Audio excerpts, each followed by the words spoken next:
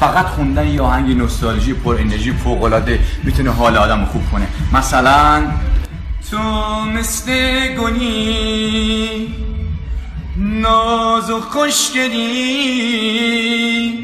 من به یاد تو دل سپردم، من به عشق تو ای یار سر سپردم. دور از تو دلم قصه ها داره، با بودن تو این دل پروا نداره.